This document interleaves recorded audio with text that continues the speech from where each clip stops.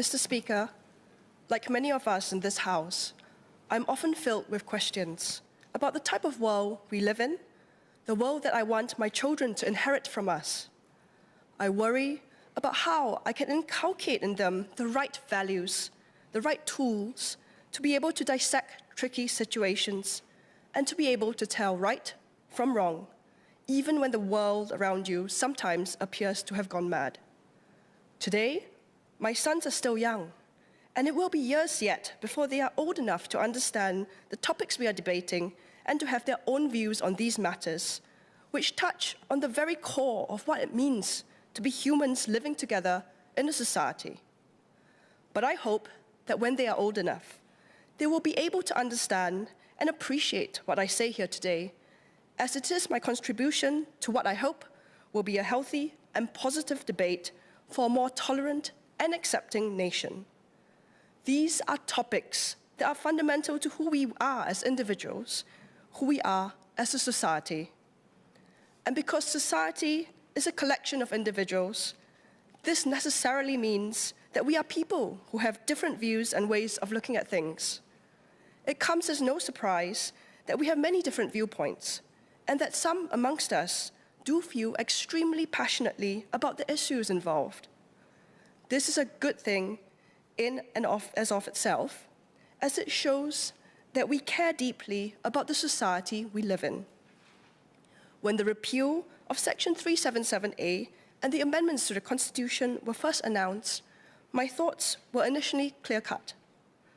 This relates to my conscience, and it seems straightforward. Yet, as I listened to friends and residents who shared their thoughts with me on the matter, I realized that there was a wide variety of opinion on the matter, each informed by one's own life experiences, their own social or religious value systems. It would also be impossible to find a position that everyone fully agreed on. But whether they are for or against repeal, one thing was clear to me, that everyone is motivated by the same desire to see Singapore move in the right direction, in the direction of the greater good. I think it is crucial that we do not lose sight of this, even as we may debate over what the greater good is. This is important because having many different cultures, values, or viewpoints is not new to Singapore, and it will not be the last time we face an issue that risks our society becoming increasingly polarized. But I am reminded that we can face challenges as a nation and can do so soberly in a way that balances the individual's right to hold their own beliefs and practices with the need to build a cohesive society founded on principles of understanding and acceptance. It is also not lost on me that I am speaking today not just as an individual, but as a representative of my constituents who have entrusted this privilege to me and my teammates. This is something that we will never take for granted, even as we strive each day to be worthy of that trust.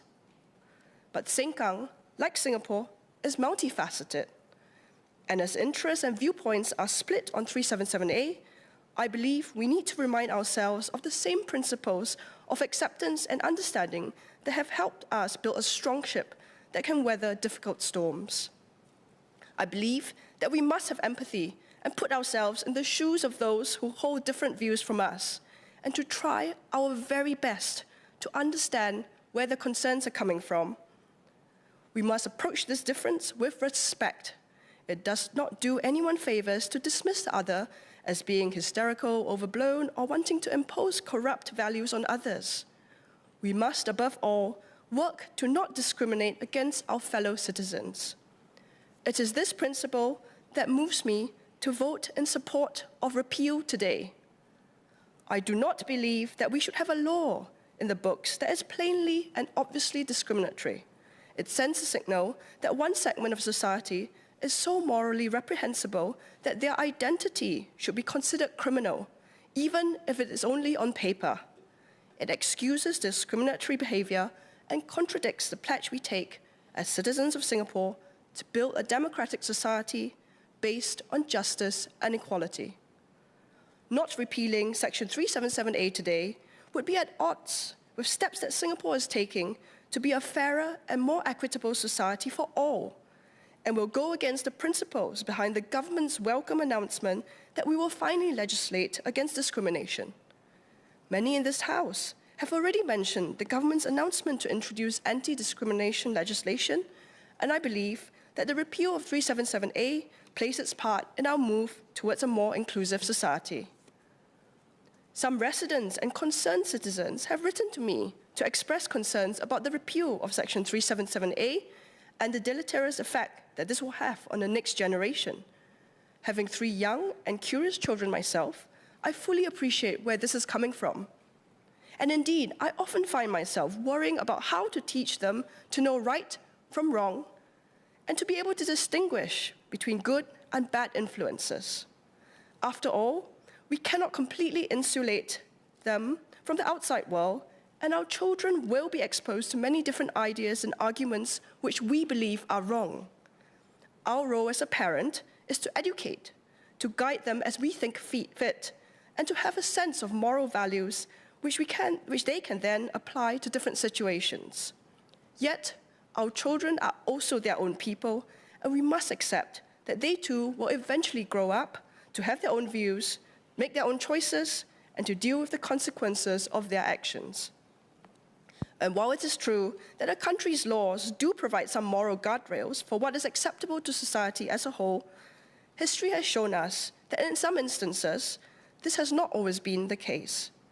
After all, I like to think that if I lived in a time and society where slavery was legal and accepted, I would still teach my children that the very concept of a human owning another human is abhorrent and unacceptable under any circumstances.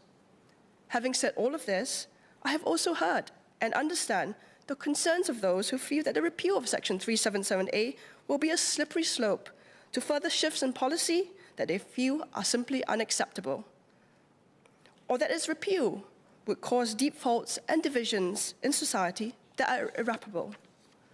I understand and respect their concern, but since as early as 2007, the regard for Section 377A as a bad law has been growing.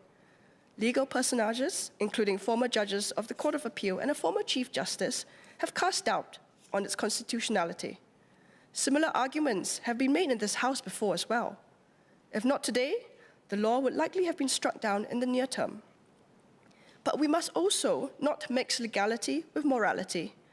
The repeal rejects a legal framework of discrimination, but parents remain able to educate our children and impart the moral lessons that we want within our household, shaped by our own beliefs and faiths. The concerns relating to the silencing of certain groups are also, I believe, understandable. However, Article 15 of our Constitution guarantees the freedom of religion in Singapore, specifying that every person has the right to profess and practice his religion and to propagate it. This right has been upheld by the Court of Appeal. And if there should be any proposed amendments to remove or water down the right to religious freedom in Singapore, I will not hesitate to oppose it. In fact, this approach is similar to thorny moral questions that are handled differently between religions or communities today, yet our laws are secular and don't attempt to enshrine the moral compass of each group. Our laws seek instead to provide the protection for each community from discriminatory treatment from another. The same principle applies here, and the protection of religious freedom will remain a core tenet of our democracy. With this in mind, I record my concern about the proposed constitutional amendment before us. I appreciate the concern behind its formation, yet from a legal perspective, the proposed amendments carve out an area of legislative decision-making and functionally shields it from judicial review.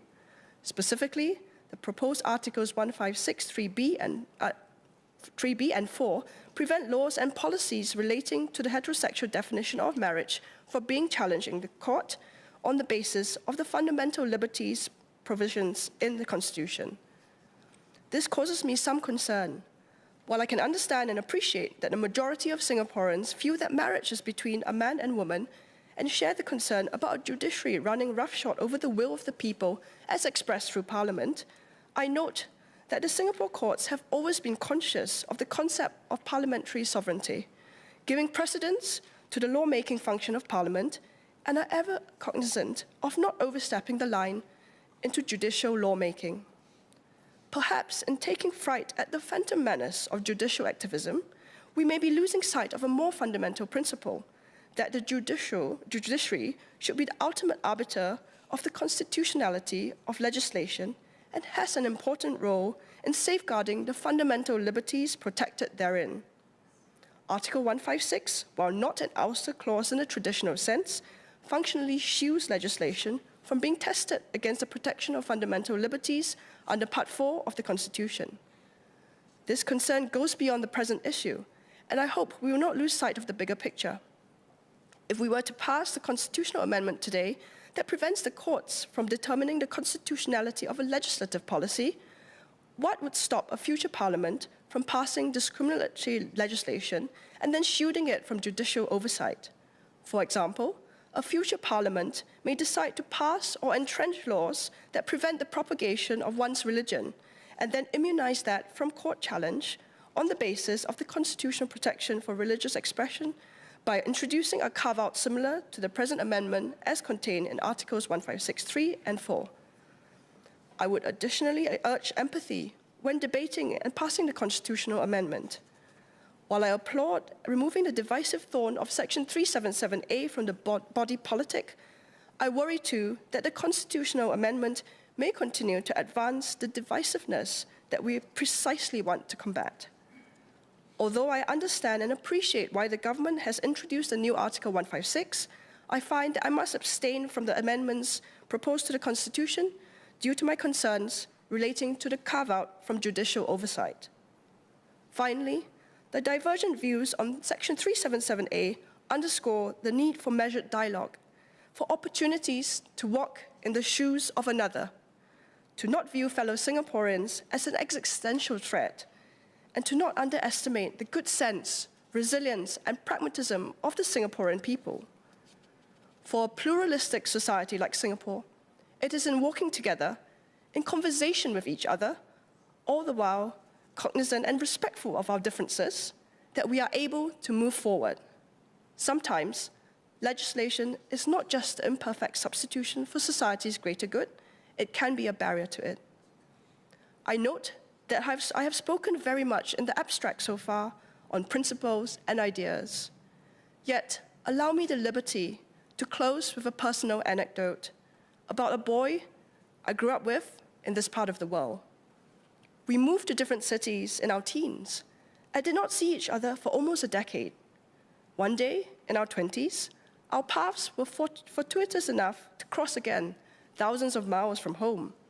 And I remember sitting up late one night, chatting about nothing in particular.